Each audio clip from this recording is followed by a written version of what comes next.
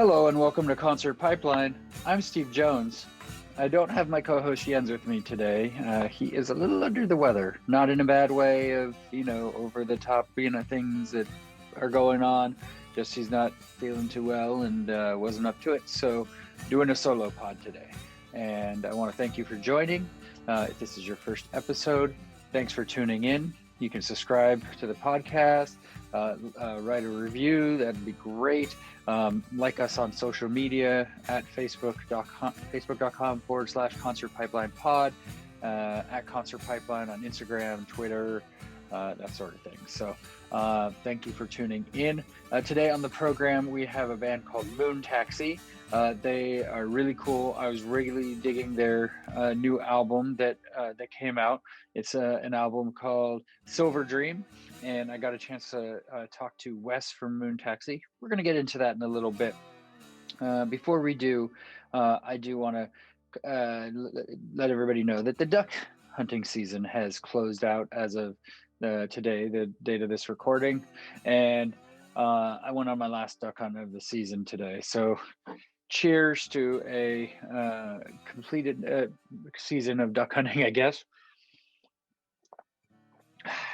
And this would be my the end of my third season of duck hunting, and I've learned different things along the way. I wouldn't say I've progressed exponentially, I guess it would be how you say that, as a hunter.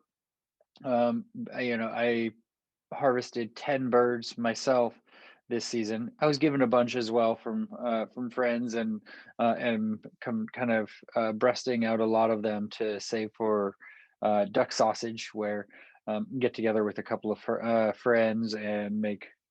Last year we made 70 something pounds of duck sausage in a day, combining all of the duck that we had saved and with pork and seasonings and everything. It's so much fun. I mean, it's really a highlight of the season to do that. I'm gonna have to do it a lot safer this year, obviously, which we'll have to get creative with. But it's important to me, and I think it'll be really great. And like I said, I've been given some other birds as well, so I've been saving a bunch of duck for duck sausage. Today on my last hunt of the season, it's in a season. It's really dry.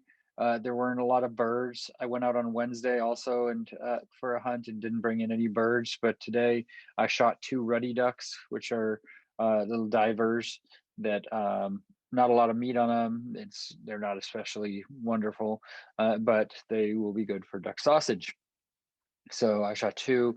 My buddy shot 1 and gave it to me. So walked home with 3, and then I had biked out. I had used my buddy Joe's bike to bike out to the spot where we wanted to hunt, and so I returned his bike to him at the end of the day, and he gave me 4 more ducks to clean. So at the end of the day after the hunt, which was again calm overall but fun, I had 7 ducks to breast and save the meat from.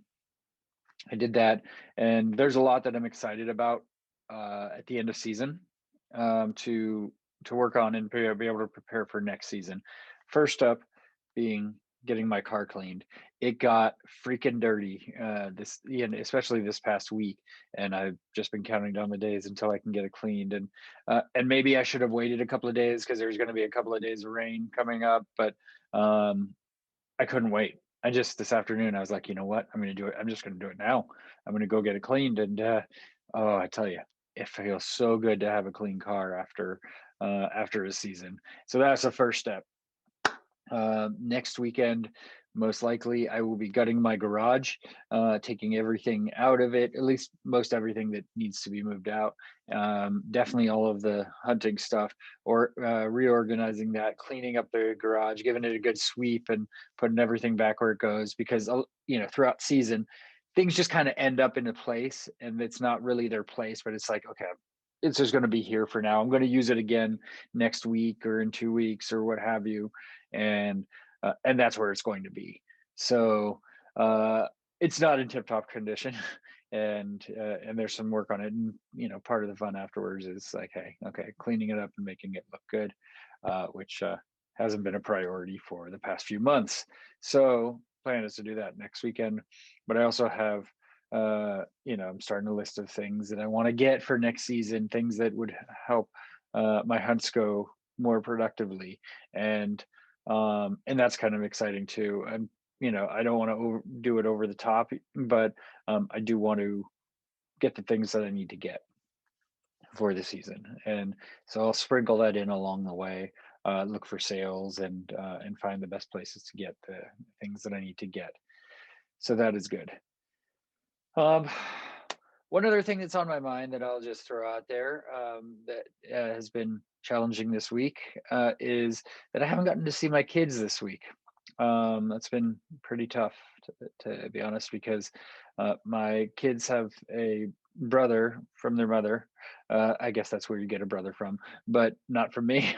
and uh, and their brother, who is 2 years old, goes to a daycare that's shut down because one of the teachers got COVID, and as a precaution, they shut it down and are expecting all of the students to get negative COVID tests return after February 1st. They're shutting down for 2 weeks um, while that is going on. And so, as a precaution, we took the kids out of physical school, which they've been going to partial days for 2 days a week, and just having them do just distance learning for this past week. And as another precaution, they haven't come to my house for the week. They just staying with their mom, who's also not working because she has to watch her kid. So that's been tough. I've talked to him a couple times, but especially my son, he doesn't do too well on the phone, and my daughter, it's hard to kind of have that connection in that way. So that's been a little bit of a bummer, but I'm looking forward to seeing them again in a couple of days. Should be able to move past this. Okay, it's where we're at, right? It's interesting.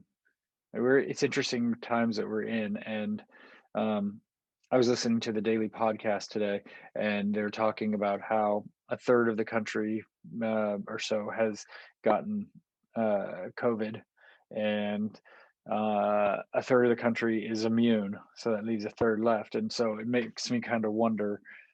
Okay, so is the vaccine going to actually do wonders? Is it going to actually work? To the level that we need it to, because they've had a lot of challenges with rolling it out, and I'm sure it's helping those that it rolls out to. But to what degree, and at what point will it be the vaccine being the cure versus everybody who hasn't gotten it and is not immune getting it, and this thing being done, not to mention the different strains that are out there now complicating this. It's really messy, and I'm ready for it to be done along with everybody else I know. So it's one of the really interesting things about this podcast that's fun is talking to different people and really seeing where other people are at and how they're handling um, you know the virus, how they're approaching it, how this has affected them, right? And I like to start the interviews by asking how they're doing, how they're holding up, what how this is affecting them in their lives and their worlds, and of course as a band, how things are changing as well, and have it's kind of helped spark some really good conversations, and I'm looking forward to sharing an interview that we have next week as well with a band called William the Conqueror. I had a really good chat with them, and look forward to sharing that. But as I said, Moon Taxi is the band that's on the program today.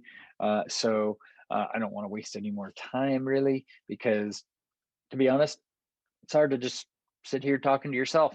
But let's bring in a two-way conversation. I'll bring in Wes from Moon Taxi. There it is.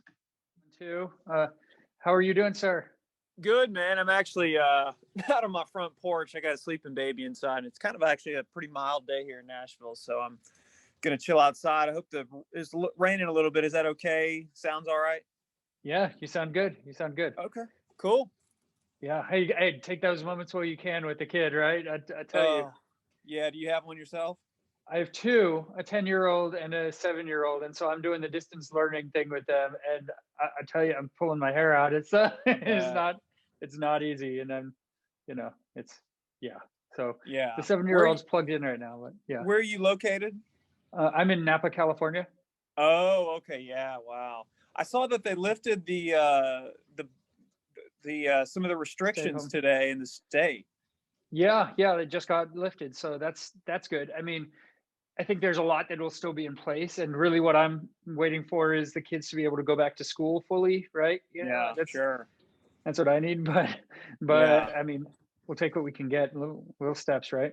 So Yeah, for sure. Yeah, I was just upstairs. My son is 17 months, and I've been trying to do some remote work music wise. And it's funny, I'll listen back. I'm like, I don't remember him being in the room, but I don't remember also playing those notes that he must have just like started banging at the top of the keyboard when I wasn't looking. It's like, oh, he's got a little solo going on here. he's already following in your footsteps, is he? Yeah, exactly. Yeah. Yeah. So Yeah. if he's 17 months, he was a baby before COVID hit. Like, tell me about that. Like, how was that experience? Kind of having him. Did you take him on tour? Well, we only played a handful of shows while he was alive and before the lockdown. I mean, he went to a sound check or two. We did a 2-night run in Knoxville, Tennessee, and he got to meet the band then for the first time. And the band's kind of so busy these days with their own families. Our singer just had his first child last month, Luna, appropriately. Nice. Yeah, yeah, and then our drummer just had his first in April, and our other guitar players got two of his own. So we kind of, when we're in Nashville, we kind of spend time with our family, so we don't get to see each other's kids too much. But yeah, he's been around the band a couple times, and I hope when he's older and a little bit better behaved, he can maybe come out on the bus a little bit. I used to bring my dog. She was kind of the official band dog for a little while, and that was fun. So a little taste of home. Yeah. So tell me about that. Like, everybody's starting to have kids. Like, I mean, you guys are growing up together. I mean, so the dynamic of the band has had to have changed completely, right? From when you started. Yeah, it's kind of work. The way we've sort of structured the way we work off the road is very conducive to balancing fatherhood, because what we've kind of adapted is a very sort of virtual Zoom style writing. Occasionally we'll get together in a room and sort of brainstorm ideas, but a lot of it's been, pre-COVID. For this last record, we did some co-writes, a full week in LA. Spencer, Trevor, and myself went out there and wrote pretty much every song we did out there. We ended up on the record. But the songs that we wrote, just the band, were kind of written over. Someone would email lyrics, I would do a music track, we'd sort of bounce it off each other. So, and then we'd go to the studio. So it's not too demanding on our personal schedules when we're off the road. So, which is nice. I mean, I'm able to, work as late or as early as I want, and I don't have to conflict with anybody else's schedule. So it's kind of a nice routine. I think before I even realized it had anything to do with kids, Spencer, our guitar player who had his first in 2015, was sort of the first to adopt that kind of, I can't get together all that often, so let's just sort of work these songs out as much as we can virtually. So, and it's been great. I mean, that's going to be kind of the way that a lot of songs are written for a while, and have been this past year. So yeah, it works out. We've been able to write some great stuff, and we're real proud of this last record. Yeah. So you think you're able to get kind of what you envision going in with, having the kind of the distance feel to being able to work together in this new manner? Yeah, I think it works. It's great. It's a good way to balance, parenting and hopefully write some banging rock tracks. Yeah. And you mentioned doing bringing in a lot of co-writes on this album. I mean, one that you guys did was "Take the Edge Off," which was co-written by Busby, like Yeah, who's no longer with us. Tell right. me kind of about that experience. You know. Well, we had written a song with him. We had one session that we started a different song with him, and gosh, when was that? That's probably maybe in April or May or so. Um, and really, hit it off with him. The guy just, it's really, I mean, he's was rather like a jazz musician, and some of the guys in Moon Taxi kind of come from that background. So he was kind of had a lot of the same melodic instincts and groove. Just sort of the way he approached music was kind of similar to what we did, and he loved to kind of embellish some stuff, and anyway, he just we really clicked musically with him. The one time that we met with him in Nashville, and when we went to LA, we kind of wanted to do kind of a lighthearted, honestly, like drinking song, just for kind of for fun, take the edge off. It was a title that our in the Uber that our guitar player singer Trevor had suggested, and we took it in there, and we thought it'd be this sort of fun Zach Brown, stick your toes in the sand kind of thing. But Busby, he was very transparent about some of the anxiety and depression issues that he was dealing with, and the pressures of his career. And I think a lot of that, maybe some of his mental issues before we even realized, may have had something to do with the tumor in his head, the sort of frustration and confusion and all that, which is just crazy to think about. But we had a really open, honest discussion, and the song sort of took on a whole deeper meaning. And if you read some of the lyrics, it's kind of about those pressures, and not really anything to do. I mean, it could be, a song about vices or whatever it may be. It could be a good thing, whatever you use to sort of uh, medicate yourself and escape. So, yeah, it was an amazing experience. Unfortunately, like I said, we only had the one session in Nashville and the one in LA, and then we found out that he passed, or excuse me, that he was diagnosed near the end of the year with glioblastoma, which actually we wrote a song on our last record for one of my best friends that I grew up with, who died of the same cancer, had glio, Oh exact man. same thing. Yeah, so two records in a row, we've sort of seen the impact of that awful disease. So the day that we found out that Busby was diagnosed, and it was just a kind of a death wish, we all knew sort of what the prognosis would be. We wrote another song on the record called "Keep It Together." I think it's the fourth track, which is another great song that we really like. We wrote that with this producer Drew Folk, who goes by Wizard Blood, and so he really admired Busby like we did. So that song was sort of about how to cope with that awful news that we just received. And so there's a real, a lot of Busby, the sort of touchstone on his impact of as a songwriter and as a person on the record, which I think is super cool. Yeah, and the album as a whole, Silver Dream, is kind of about your collective experiences, together, right? I mean, can you tell me thematically, like what you went in with your approach, that and kind of how that differed from previous albums that you guys have done? We didn't really. Some people sort of will take a title of an album and think, oh, this is part of like a Sergeant Pepper's, or whatever it may be. But really, we sort of just approach each song uniquely. We don't have an overarching theme. I'd say the last track, the instrumental one that is the title track, Silver Dream, that sort of captured the sort of shadowy hopefulness that the album. We actually had that song, or that track rather, like 8 years ago, just sort of floating around, and it never really captured anything on our previous records that quite as much as we thought it did for this one. So I'd say we sort of, after we wrote the songs, then you can kind of step back and look at the whole track list. Let's look at the flow of the album, and then maybe sort of uh, draw some sort of theme here and there. But there was no real, we want to write a song about this or that. It's just sort of unique experiences with each song, and that kind of thing. Yeah. So I want to go back to your childhood and kind of the influences that you had kind of growing up. Were your parents musically inclined? Were they influences on you as a kid? Uh, no, they Okay. not at all. No, my dad's more of a sort of a sports kind of guy. I grew up in East Tennessee, and both my parents went to UT, and yeah, they're not really. They both like music, and I was fortunate because my grandfather was a well, he first was a major league baseball player actually in the 50s and 60s. He played in six all-star teams, two World Series, played 13 seasons, hit a home run in the World Series. He was awesome. Played actually Wow. two seasons for the Giants actually.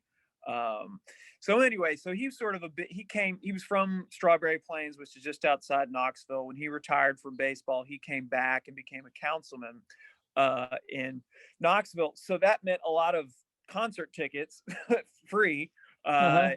Yeah, so that was really cool for me as a kid to get to go. As a kid, I saw Harry Connick Jr. I saw some cool country show. Or Mary Chapin Carpenter, I think was my very first show I Mm. saw. I was blown away by her band, and yeah, and I went to a lot of Broadway shows actually as a kid, and I was just really kind of into all things performance. I did theater, ended up writing music for my high school play, which kind of ultimately came like a big score, and so that was sort of my first sort of taste of music, was just kind of being exposed to a lot of shows and a lot of live music as a kid, and then eventually taking piano lessons when I was 9. That was my first time. Like, my parents said, "Well, he really loves music. Maybe you should learn how to play something." So I used to bang on my grandmother's piano all the time, just total cacophony. And they're like, "Okay, let's try to get some sort of something out of this." He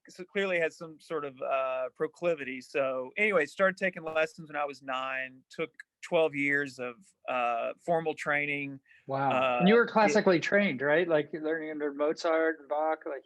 kind of. Huh. It was interesting. It's actually very similar to sort of Billy Joel's story, because he was classically trained, but always seemed to do his own versions of songs. He'd be, instead of like Mozart Rondo alla Turk, it'd be Mozart Rondo alla Funk or something. It's just like totally, do my own spin on it. I had always sort of a affinity for like funk and groove and stuff like that. So my mom, I'd be playing in the living room, just completely making stuff up. I'd get done with a song, and she'd go, "Oh, that was amazing!" And then I'd go to my piano teacher. He goes, What is this? What the hell? What did you do?" So I was fooling her pretty good.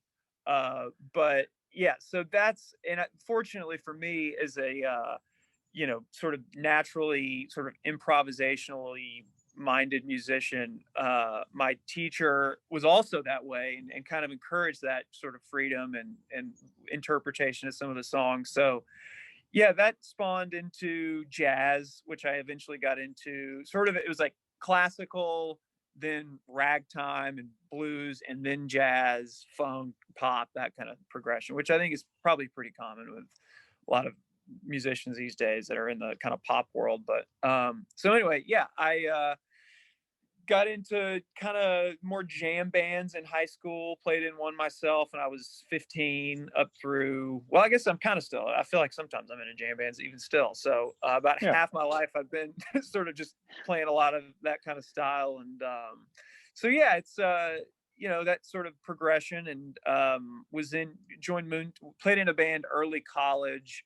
I was super lucky. My freshman year, I was placed in a dorm beside literally the two best pianists at the whole school. I had the best classical player that lived to my left, and had the best jazz pianist that lived to my right, from New Orleans. And so I was, technically, I was actually a music business major at Belmont. That's where the band met.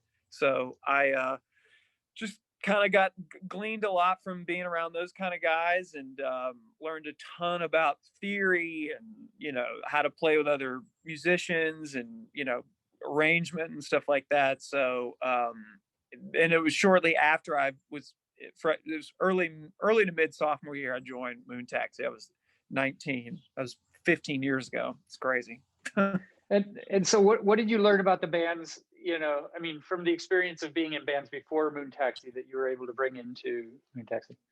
And just that, that's a really good question, because I really wouldn't be in Moon Taxi if it wasn't for my ability to sit in a very, just use my ear, basically, and trust my instincts on what to play, how to play with, you sort of hear a song once or twice, and you kind of pick up on the sound that they're going for, how you can provide a better layer. And I mean, when I first moved to Nashville, Belmont, as a 18-year-old, I thought, well, I got to go cut my teeth down on Broadway.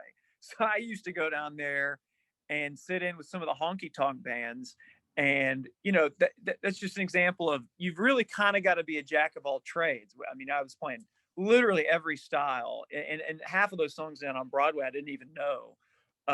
They'd look at me like, "Oh, good old time rock and roll, Bob Seger. Well, I know that one part, and then you just go on. Mhm. That you're strap on.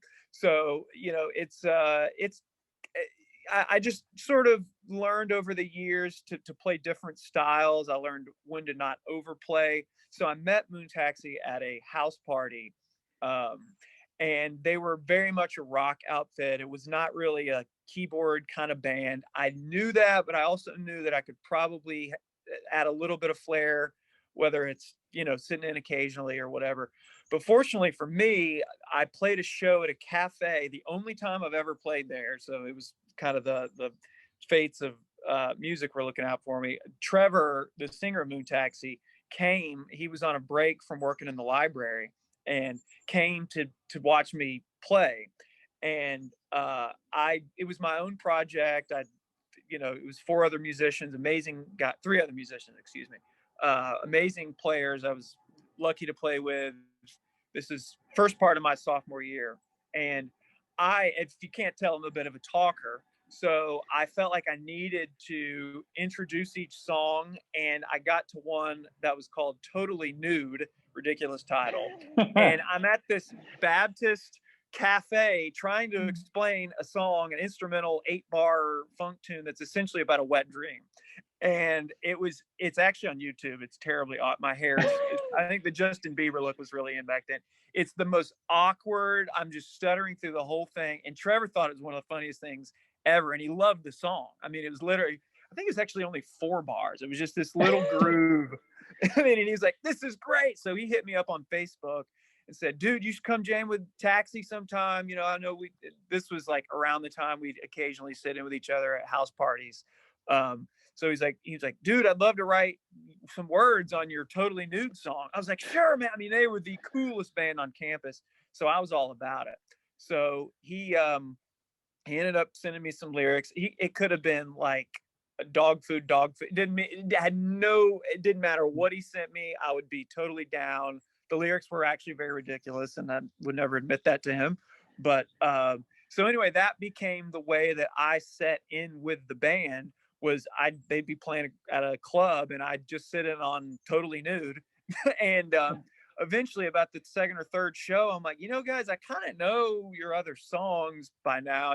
Like I've seen you a bunch, and I was a fan of the band before I joined. So they let me sit in on, bigger chunks of each set. And then I sort of introduced some other songs that I'd been working on. And, it was just sort of this natural way to get in the band. And yeah, so it was very organic, very, nothing too formal.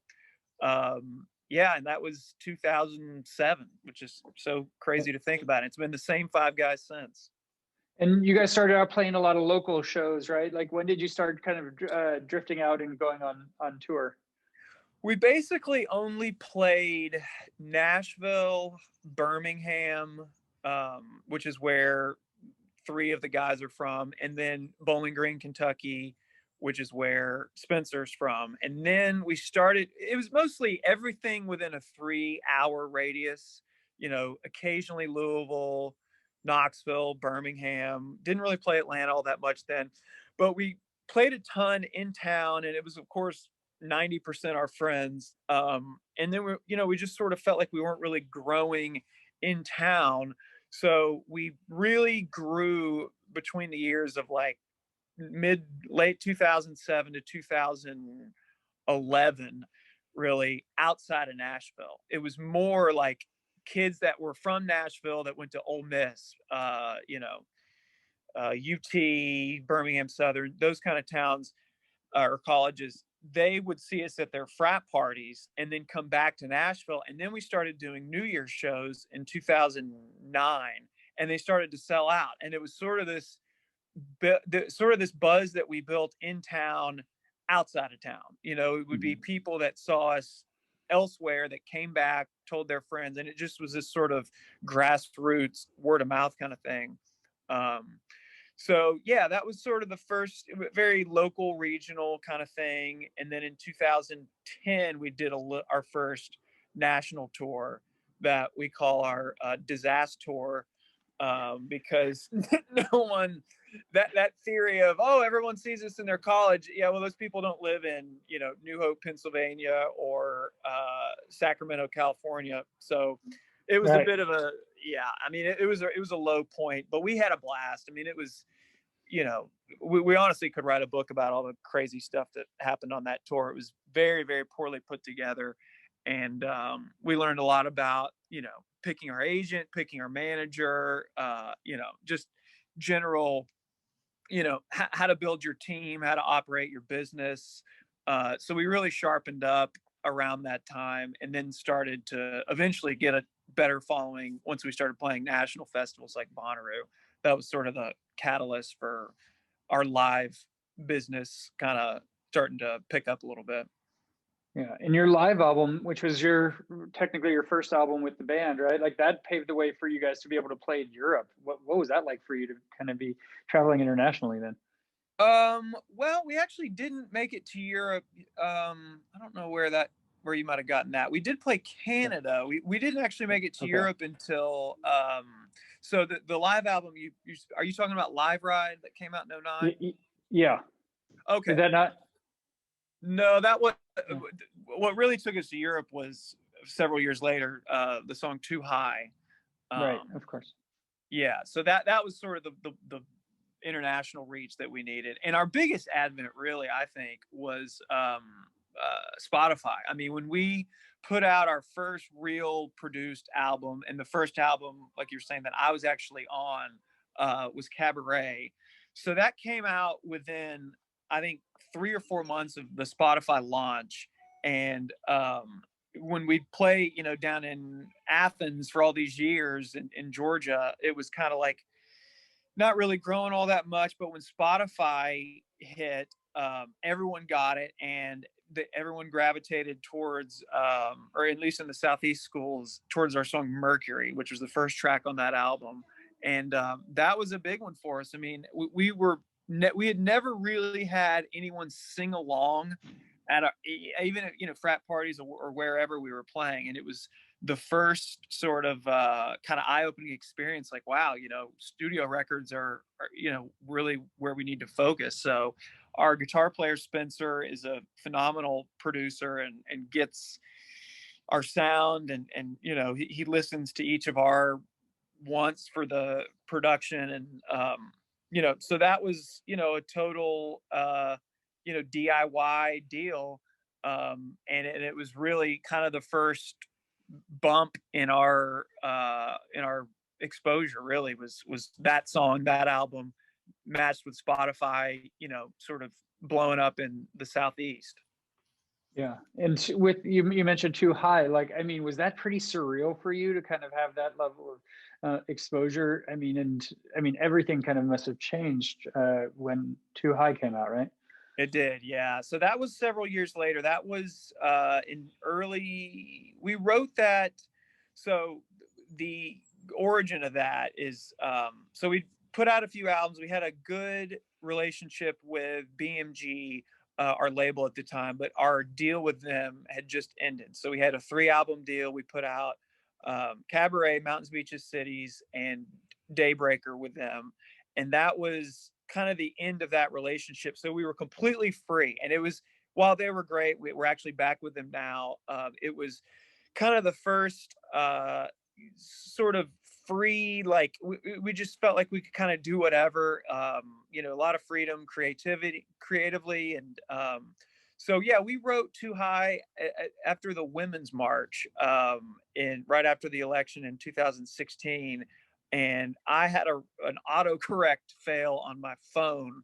I was writing in a text or something like, oh, I'm too high, TOO, whatever. I don't know what I was talking about, but surely it was elevation related.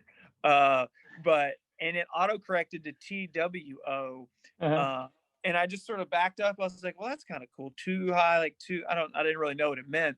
So I wrote it in my notes, and we had a show the next day at the Orange Peel in Asheville. And I showed Trevor, our singer, the note. I said, look at this, could be a cool title. I don't know what comes to mind. And he's like, a peace sign. I was like, oh wow, that's kind of cool. Too high, put them up. That's really cool. And then like put them up kind of followed after that. Just sort of the little phrases and moments in the song, sort of were born out of that. So the very next day was the Women's March, and we were in Notre Dame for a college gig, and just kind of started to brainstorm some lines, when you feel the world around you spinning out of control, this and that. So I got back to Nashville, wrote a little music track, and really, it's sort of what we just wrote on top of those chords that ended up being the chords in the song. Spencer wrote that beautiful guitar riff that starts and finishes the song. Um, Shortly after, and we just kind of had a cool, just very organic and natural way of writing it. And when that came out, which was our management was like stoked about it, and we didn't really get it. It was kind of, we have a SoundCloud page that we share as a band when we're writing, and it was kind of at the bottom, and we were like, oh yeah, that one's pretty cool. And then our management was like, no, this is a really good song. Like with everything going on in the country, this I mean, if this hits, it'll really, could change everything. We're like, oh, okay. So anyway, it comes out, and for whatever reason, the playlisters on Spotify in the Nordics, which is actually where Spotify's based, loved it. I mean, they launched it, and I noticed when it came out that they had done an analysis of the lyrics in the Genius little section, which is usually for like the big pop songs. And I was like, well, this is kind of weird. So, I mean, it was like very well researched, and like they took bits of interviews, and it was like, wow, someone's really paying attention at Spotify. This is kind of awesome. And when I say that thing ended up on every playlist, I mean, it was, and it wasn't even on every play. It was the first track. It was crazy to see that song. I mean, it was getting something like 250,000 streams a day. And I mean, it was like Shawn Mendes numbers, just crazy, Yeah. just pop kind of stuff.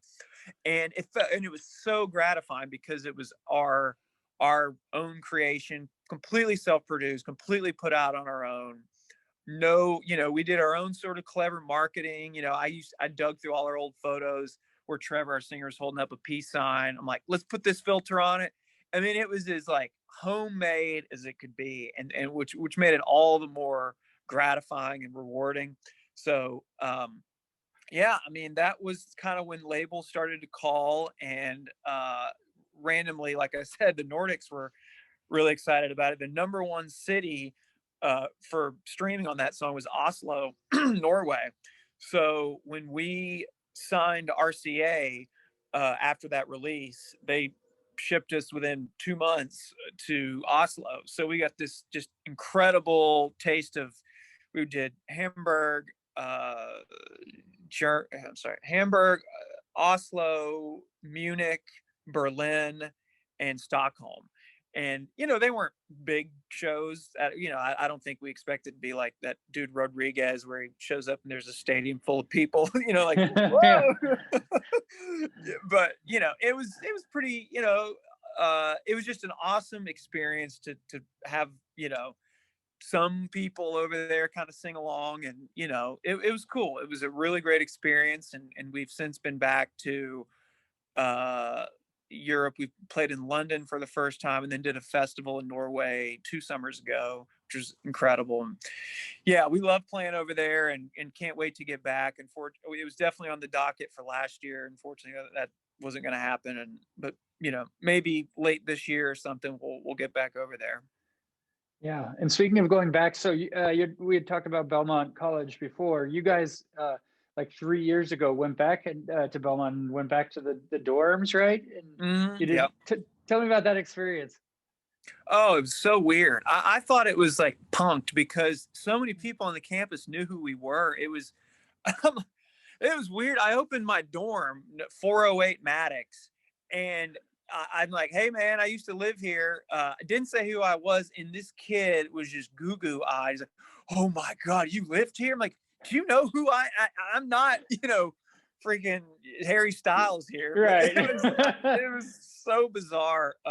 It was awesome though. I mean, we walked around, some students. I guess maybe they'd been kind of tipped off that we'd be walking around the campus. It must have been something like that. But yeah, we went and saw our old dorms, and the Belmont campus has changed drastically. When we were there in '08, it hosted the first it hosted the presidential debate, which was super super big for the school, and the school's only gotten better and better at basketball. So they've gotten student body size, I think, is probably at this point tripled.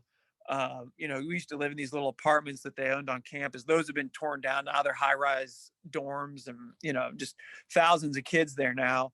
But it was an awesome experience. I mean, Belmont's been great to us, and we had a great education there. And we actually played a Rock the Vote event there this past September, which was a lot of fun. So, President Bob Fisher there is a big supporter of ours, and it's just a great school. They've really done a great job keeping up with their alumni, and definitely encourage the arts, and students to like they had this thing when we were there that you could get sort of pass class exemptions if you had shows, which was pretty cool. So, there'd be a Friday where, we'd go play in Tuscaloosa, and I need to duck out at, noon or so. And, I wouldn't get charged, absent or, tardy, whatever it may be. Anyway, it was cool. It was a great experience. I'd highly recommend that school,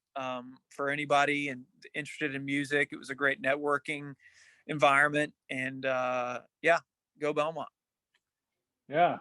And you guys did a Titans performance of "Say," right? Like for a halftime show. Like, what was that experience like for you? It was a little weird because there was nobody there. It was when we got that email that came in, halftime show at the Titans, first playoff game. We're like, what? And then, yeah, it's going to be on Thursday. Oh, okay. Um, so it was cool. It was great. It was, we are so jazzed about these new songs. We're so proud of Say.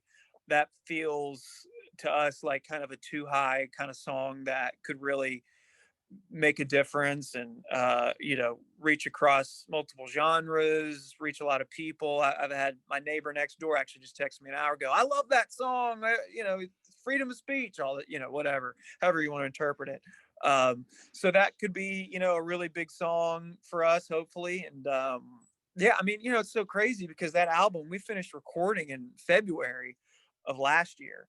So we were set to release in July. So some of those songs, I mean, there was one I wrote with Spencer, "Above the Water," and "Lions," that are probably mid 2018, Wow. and yeah, I mean, it's like, oh yeah, that old thing. It's kind of crazy that, we just had this, everything just froze. Um, and yeah, but as weird as it is to say, I mean, I don't think these songs, some of them anyway, could have come out at a better time. Say in particular, and "Light Up" is another song that we wrote, just the writers in the band, that I think is just such a great anthem for, moving forward with the new administration, and everything kind of the hopefully turning of the tide in our country. So yeah, I mean, it was not intended at all to have any sort of political overtone. We sort of tried that on a song that we put out in 2019 called "Now's the Time," which was maybe in hindsight a little too pointed, and I think that probably fell on deaf ears because it was maybe a little bit slightly political. There's a line about the wall meets the gate. It's kind of just, Yeah. yeah, stuff like that. And I'm not nothing against protest songs or politically charged songs, but Too High was sort of that happy medium where it's still a good song, even if there is sort of a political sort of undertone to it, or there was that sort of in mind when we were writing it, but it doesn't have to be interpreted that way. And when a song does sort of go there in a very direct way, it can tend to run some people the wrong way. And we have to also consider, like, a lot of our fans, like I said, we built their fan base in the Southeast, and it's a very sort of divisive sort of environment that we live in. We're in the music world, whereas our fans are more or less kind of blue collar Southeasterners. So it's a little different, sort of juxtaposition there. Yeah. And so I'm sure you're really stoked to have the album out now, and people hearing it and Yeah. everything. And you did the album release show at the Brooklyn Bowl. Like, what was that experience like for you? How did that go? Great. I mean, like I said, we were just so stoked to play these songs. I mean, we love them so much. I mean, it was usually on each record, there's like a handful, three, maybe four, that never really see the live aspect. But we started running through really all the songs. We didn't end up playing all of them, but they're gonna be really good live. And I mean, like, Say feels amazing, Light Up, which we were kind of worried about. Sometimes the studio versions don't always translate, and you have to end up really reworking it. But that sort of just kind of surprised us all and felt really good. What else did we play? One Step Away was amazing. That felt really good. We planned on that Silver Dream instrumental track sort of being a walkout song, but since there was no audience, there was nothing to walk out to. So we did it as a walk off song, and that was super cool. It felt real big on the system. So really just the whole, I mean, it wasn't really written in mind for the live show per se, but it's definitely going to, uh, I think, really thrive in the live environment. These songs are just, I mean, we just sort of have that in our DNA to have a live sort of approach to our writing and the way that we play. So I think it'll be just a beautiful thing when we can have the Silver Dream tour, whenever that is. We're super stoked, and you know, that show on Friday was a little appetizer, but I think the songs are only going to continue to get better. And once people learn them too, they'll sing along, and it'll be a lot. Our shows are going to be a lot of fun coming up, that's for sure. Yeah, and I saw a picture of you guys. I think you guys did a show in October where everybody was distanced, spaced out. Did that feel natural? Did it work? It worked. I think, unfortunately, some people didn't really stick in their pod, but Mm. fortunately, there was no outbreak. I mean, I think, overall, the production company, I'm blanking on their name, did an excellent job checking everyone, setting it up. I mean, more, of course, it's not going to be perfect, but overall, it was great. And I think if that's the way that concerts have to be come spring or summer, then that's just kind of going to have to be the new normal. Hopefully there'll be a better testing, and obviously the vaccine is going to be our sort of Hail Mary pass here for shows. But yeah, it was great. I felt so good to play. Unfortunately, our drummer actually had COVID and couldn't play, so we had our old sound guy, who's a fantastic drummer, fill in. So that, it's just kind of how, you just kind of got it. Well, it's 2020, what are you going to do? So we made it work, and our fans didn't seem to mind. And it was great. I would do one of those every weekend if I could. I thought it was fantastic. I'm definitely eager to get any sort of concert back. I'm having Uh, concert withdrawals big time, man. Oh, dude, Yeah, absolutely, man.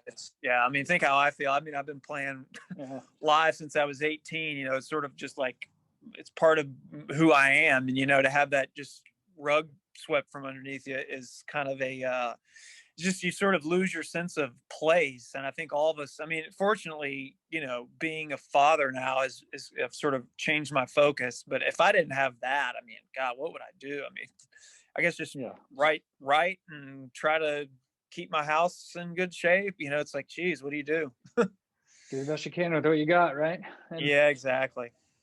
so as we wind out, Wes, I want to ask you, being from the Bay Area, what was one of the most memorable shows that you had here in this neck of the woods?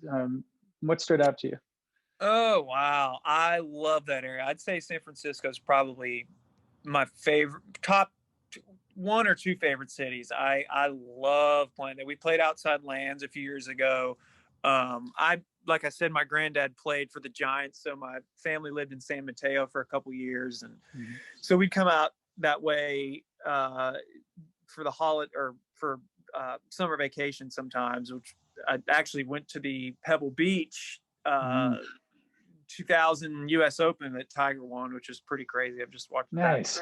Yeah, so I love that area. It's really special to me and my family. As far as favorite shows go, I love the Bottle Rock Festival. Yeah.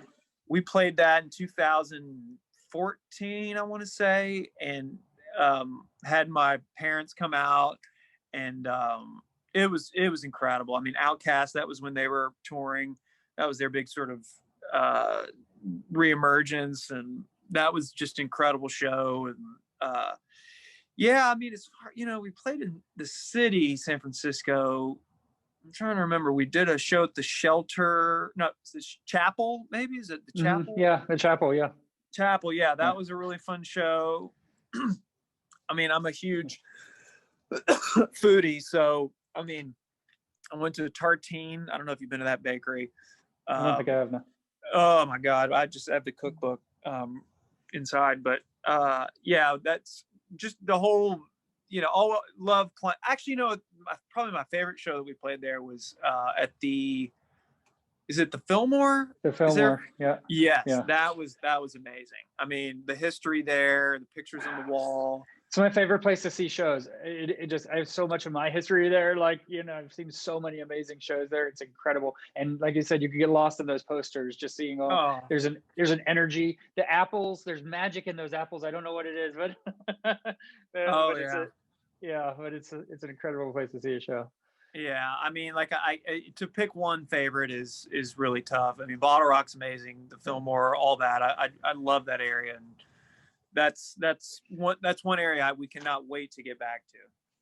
Yeah. Well, thanks for taking the time today, Wes. I really appreciate it. And I'm really glad for you that the album is finally out. You guys put a lot of work into it and it's great. I've listened to it a handful of times at this point. Oh, cool. A couple of days it's been out and really dig it. So What's your favorite track? oh, the title track is my favorite, I think. So Silver Dream, right? So you Yeah, guys, the instrumental one. because it's, yeah, because it was a cover, right? No. Was it? No. Okay. So sorry, I haven't memorized all the tracks yet, but hold on. Let me pull it up real quick because I want to tell you. Okay. Palm of Your Hand. My daughter, I listened to the album a couple of times with my daughter, and she just loves Palm of Your Hand, and then how it segues, and moves into Light Up. I mean, Yeah. those first couple of songs we listened to at least 4 or 5 times, as I'm driving her to her mom's house and stuff, and she's like, keep playing that one again, and so we really dug, the beginning Awesome, for man. sure. That's So, great. Yeah, yeah. we really worked hard on that sequencing for the album, and those two, we wanted. We usually start out with the big bang in. Usually it would be Light Up that would come first. Yeah. That was sort of our usual move. But we kind of felt like it'd be kind of fun to start with something a little more slinky and just sort of warm the palate up a little bit with Palm of Your Hand, and then go into the more kind of traditional rock taxi kind of sound. Yeah, I can't wait to play Palm of Your Hand live. My son digs that one. He really loves Hometown Heroes, probably because he's heard it 80,000 times. But So many times, yeah. yeah, but yeah, we're stoked, man. I mean, it's like you said, it's a long time coming, and I'm kind of getting anxious, ready to write the next one. Usually, we kind of wait a little bit and see what resonates. It sort of informs how we move forward because we don't want to be too stuck in what we've just done. We kind of want to, learn from it and then take that forward. So, Yeah, I mean, on to the next. I mean, I'd put an album out every year if we could.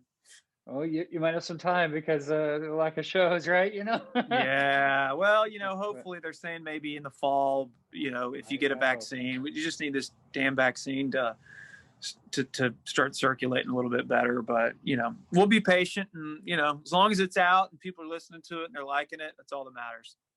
Yeah, absolutely. Um, well, thanks, Austin. Again, thank you for taking time. I know that the time where your kid's napping is pretty precious. Yeah, yeah, Little break. So, right, so absolutely. Well, great to meet you, Steve. I appreciate it. nice to meet you as well, and hopefully see you at a show when you guys get back out here. So, Yeah, man, love that. sounds All good. right, And take care. thank you, Jack, as well for your help here. So, Thank you so Oh, much. This is awesome. Thanks, Wes. all right, see you, Jack. You guys. Later. All right, you have a good one. Okay. That was the interview with Moon Taxi here on Concert Pipeline, and that takes us to the final segment on the program. It is the music news.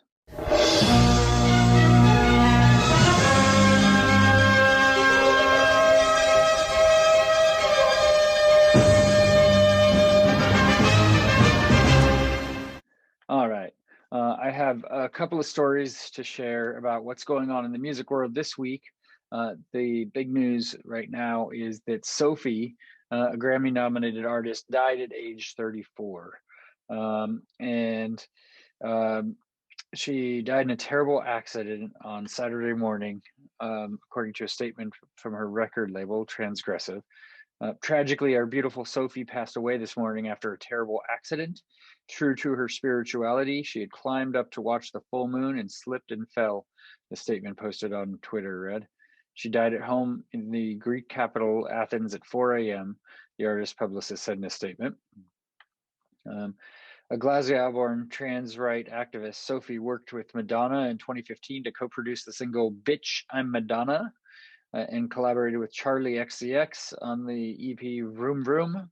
Her debut album from 2018, Oil of Every Pearl's Insides, earned the musician a Grammy nomination for Best Dance and Electronic Album.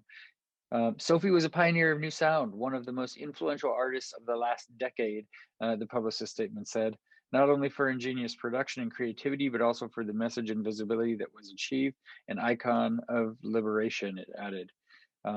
Several artists paid tribute to the late musician, including British singer-songwriter Sam Smith, who posted on Twitter, "Heartbreaking news, the world has lost an angel, a true visionary and icon of our generation." I wasn't familiar with Sophie, to be honest, so I listened to a little of her, I guess one of her most popular songs, Immaterial, which sounds a little like this.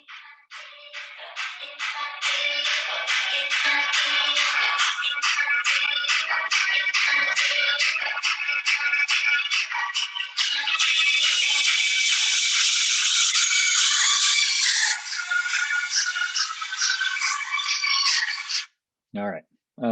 So it's sad. It's always sad when you lose someone so young that left her mark on the world like she did. So obviously she had quite a following, and really made an impact. So thoughts go out to her family. Okay, so Beastie Boys Mike D is auctioning platinum records, VMA trophies, and more for charity. Funds raised will go towards meals for children facing food insecurity. He's auctioning off the trove of BC's memorabilia, and the collection features RIA Gold and Platinum Sales Awards for classic albums like License to Ill and Paul's Boutique, VMA trophies for the band's Intergalactic and Sabotage clips, and limited edition action figures. All money raised via the auction will go to Good Eats, an organization which provides free weekend meals to children experiencing food insecurity. And those listings are available online. The MC explained online on Instagram that up until recently, his mother, Hester Diamond, had been looking after the various awards and accolades the Beastie Boys had received over the years, but that she sadly passed away in 2020. I was just never comfortable holding on or looking at these awards and accolades that we got through the years. Don't get me wrong, I'm appreciative of them. It's just not something I need to look at, Mike Diamond wrote. Anyway, I would give them to my mom whenever they came in, and she was really happy to have them. Sadly, she died this last year. She was an amazing woman, but that's a whole other story. Um, and so you can find those items online if you're interested in bidding and raising money for a good cause. In checking out the what it's looking like right now, the RIAA 1987 Gold Sales Award is estimated at $3,000 to $5,000. And let's see, and oh, bidding closed. Excuse me. It's sold for almost $24,000. Woo! That is hefty, huh? That is a lot of money, but I guess it makes sense. They had an RIAA 1987 Gold Sales Award for License to Ill, sold for over $11,000. The a BPI 1987 Gold Sales Award for over $8,000. Let me see what else. I'm trying to see if any of the moons. I mean, a lot of these are going for like $22,000 or so. It depends. But I guess the bidding has closed on all of these items. So I'm sorry if you're looking to get your hands on some of it. There we go. There's a Moon Man. A Moon Man from one of the BC Boys 1998 1999 video award for Intergalactic, sold for over $22,000. It's pretty amazing. All right. So that's the story on Beastie Boys. While we're on the topic of awards, I have another story about awards, and it is about Mr. Wow, why am I blanking on his name? I just lost the story. All right, Jared Leto. There it is. Jared Leto Oscar. I don't know why the story refreshed, but I'm going to go ahead and find the story again. So he has no idea where his Oscar that he won went. It seems he moved houses in LA a while back, but the little gold guy didn't make the move with him. It's been missing for like 3 years, and I didn't know that. He said on the Late Show with James Corden. I don't think anyone wanted to tell me. The individually engraved trophy, which he won in 2014 for supporting actor in Dallas Buyers Club, somehow just magically kind of disappeared, apparently. It's never been an issue. Everyone searched for it high and low, and I hope it's in good hands wherever it is, but we haven't seen it in quite some time. There's no stable secondary market for Academy Awards, so the current owner better be happy with their find, right? You can't really sell it.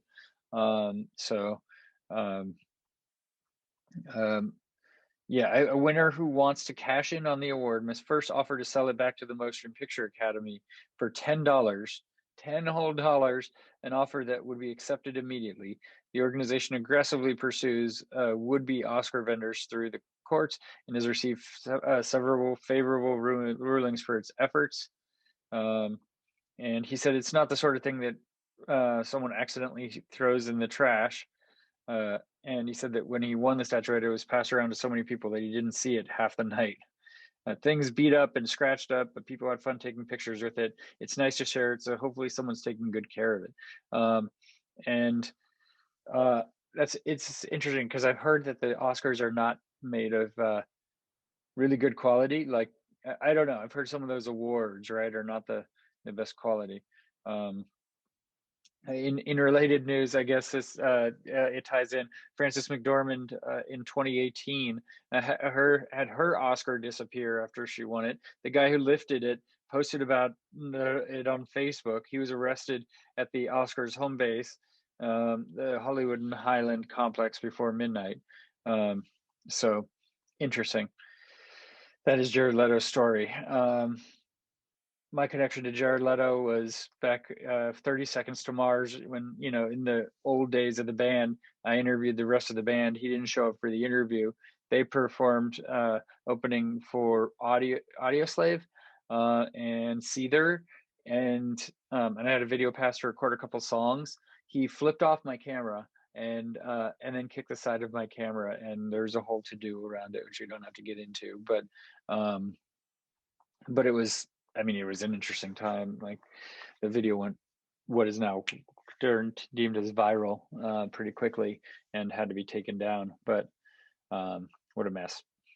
All right, a man who drunkenly changed his name to Celine Dion says he won't change it back. Thomas Dodd doesn't regret making the change. And this Staffordshire resident, formerly known as Thomas Dodd, applied to legally change his name via deed poll to that of the Canadian singer on Christmas Eve. However, he has no memory of taking the plunge when he woke up the next day and only found out when 8 copies of a deed poll later arrived at his house. And in a first-person piece for Metro, he explained that he was a huge fan of her.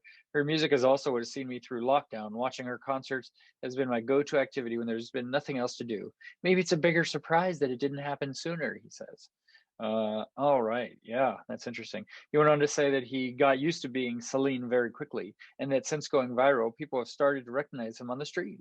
I was on the escalator at ASDA a few weeks ago, and someone shouted, "Celine!" He said. I turned around and waved back as if it were completely normal. Of what Dion herself might think, Dawn reckoned that because she's a little bit loopy like me, she'll find it funny. But added that he needs to apologize to her for causing chaos. So yeah, some cons to the name change. I hurt my shoulder a few weeks ago, and I didn't want to go to the hospital for fear that they would think I hit my head, he explained. He has no plans to return to his birth name, though. He's 100% committed. That is until I next have a bit too much to drink, which, knowing this person, sounds like might be sooner rather than later. Interesting times. Okay. All right. I got one more story. And of course, it's regarding Dave Grohl and the Foo Fighters. So they've been around for 25 years. This is their big, they're just hitting their big 25th anniversary. And when Dave Grohl woke up on the morning of January 1st, 2020, he, like the majority of the world's population, envisioned a very different year ahead of him. I thought that this was going to be the best year we've ever had. He laughed from his home in Los Angeles. We knew that this year was our 25th anniversary. This is our 10th record. We had big plans. We had a world tour booked that spanned 18 months. We had some really amazing production ideas. We had the album finished and mixed and mastered and ready to go. We had the video, and then everything stopped. And it was good, partially because we haven't taken a break in decades. Everybody retreated into their corners and took care of their family and friends to make sure everyone was healthy and safe. And then it was just a matter of reimagining what we do and how to adapt to this new situation. It was quickly decided that the album should be pushed back, but they initially struggled with the idea of keeping their new batch of songs to themselves. One constant throughout this whole year was the desire to let people hear the music. He said, "We can't jump on stage right now and play to a show in front of 60,000 people, but that doesn't mean that people shouldn't hear the music." They meet about once a month and say, "Is it time? No, it's not time. Is it time? No, it's not time." And finally they thought, okay, it's time. Because whether it's someone dancing around in a stadium with 50,000 friends or by themselves in their kitchen with a bottle of schnapps, we make it the music for it to be heard. So we thought, all right, let's do it. Let's put it out there. And so that's what they're doing, right? They have the album coming out, I think in about a week or so. And the Minutes to Midnight. And it's, from what I've heard so far, really good. Really digging it. I'm looking forward to hearing the album in its entirety. All right. That is our show for today. So I want to thank you for listening and putting up with me talking to myself for a long time. I'm ready to take one more sip of beer to close out the episode and close out the duck hunting season of 2020, 2021. So here is to continuing to learn and grow next season when we get there. As I said, next episode of Concert Pipeline is going to be a band called William the Conqueror, and had a good chat with their lead singer Rory. England, and so that's a lot of fun. Have a lot of other stuff coming up as well. Paul Lauren's going to be on the program, some others in the works. So we're going to keep rolling every week right now, and trying to set up something fun for episode 300 that's not too far away, also right around the corner. So thank you for listening or watching if you're on YouTube. For all of us here at Concert Pipeline, I am Steve Jones. We'll catch you next time.